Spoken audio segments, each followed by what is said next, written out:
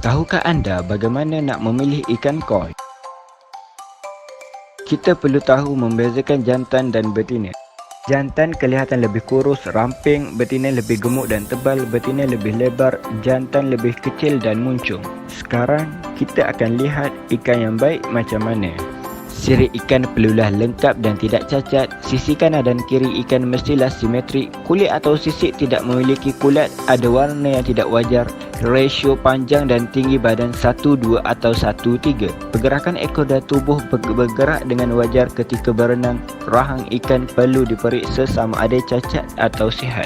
Penyediaan peralatan dan bahan. Inilah barang yang kita perlukan. Yang pertama, alat suntikan. Yang kedua, hormon iaitu Ovaprim. Yang ketiga, botol, sampel. Dan yang terakhir ialah ubat bius fenosil etanol. Barang lain yang diperlukan.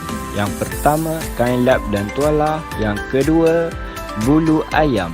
Yang ketiga, besen besar dan kecil. Dan yang terakhir, akuarium dan air pump.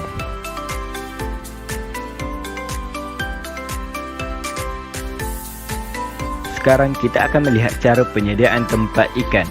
Jom! Penyediaan tempat ikan kap. Yang pertama, akuarium ataupun kolam. Yang kedua, bekas besar. Dan yang terakhir iaitu bekas penetasan telur. Ciri akuarium atau kolam yang bersesuaian. Sebagai contoh, yang pertama, saiz adalah 4x6 meter dan berkedalaman 0.5 meter. Sinaran matahari yang mencukupi, tidak bising dan jauh dari kanak-kanak. Kolam dijemur dan dikeringkan sebelum digunakan. Seterusnya, penapis bagi memastikan telur tidak hanyut. Air dalam kolam pembenihan dalam keadaan mengalir secara berterusan. Bekas besar digunakan untuk induk dimasukkan ke dalam bekas besar untuk persenyawaan.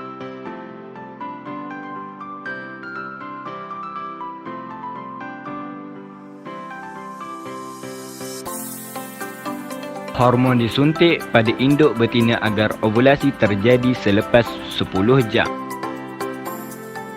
Pastikan suhu air, kuantiti cahaya, kandungan oksigen dan pH air dalam keadaan optimum serta tiada kandungan klorin di dalam air.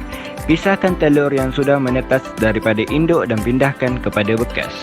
Bekas penetasan telur. Telur ikan kap hendaklah sentiasa dalam keadaan berendam dalam suhu 25 hingga 28 darjah Celsius.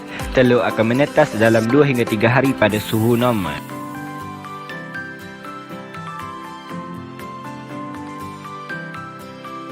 Bagaimanakah cara membuat suntikan kepada ikan? Okey, macam ni caranya. Penyuntikan ekstrak kelenjar pituitari disuntik pada induk betina untuk percepatkan proses ovulasi. Ekstrak disuntik pada bawah sisik. Pengasingan telur ikan. Proses pengasingan telur perlu dilakukan sejurus selepas ikan mula berovulasi. Kebiasaannya ikan berovulasi adalah 6 hingga 12 jam setelah proses suntikan hormon yang terakhir. Ikan induk betina perlu dibius sebelum memulakan proses ini supaya ikan dapat bertahan untuk digunakan semula pada musim seterusnya. Kedua-dua induk jantan dan betina perlu dibius kemudian dan dibersihkan dan dikeringkan menggunakan kain kering. Pengasingan telur induk betina. Pegang erat bahagian kepala menggunakan kain. Pegang dengan erat bahagian ekor menggunakan kain. Sediakan bekas untuk pengasingan telur. Perlahan-lahan menekan perut ikan dengan ibu jari dari sirip dada ke arah papila genital sehingga telur habis diasingkan. Pengasingan telur induk jantan. Ikan induk jantan perlu dikorbankan untuk mengasingkan sperma daripada dalam abdomen. Abdomen ikan induk jantan dibedah untuk mendapatkan testis ikan. Mil ikan akan mengandungi sperma ikan kemudian ditekan dengan alu atau sudu.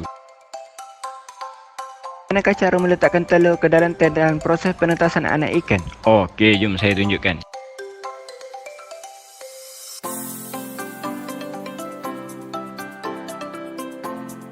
Selepas persenyawaan, asingkan telur ikan ke dalam bekas lain.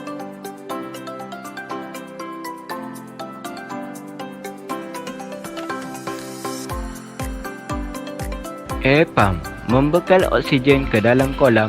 Methylene blue dalam 2 gram per 35 liter air. Rendam telur di dalam kolam supaya tidak tercemar. Dalam 2 hingga 3 hari, ikan koi akan menetas. Congratulations. Selamat mencuba.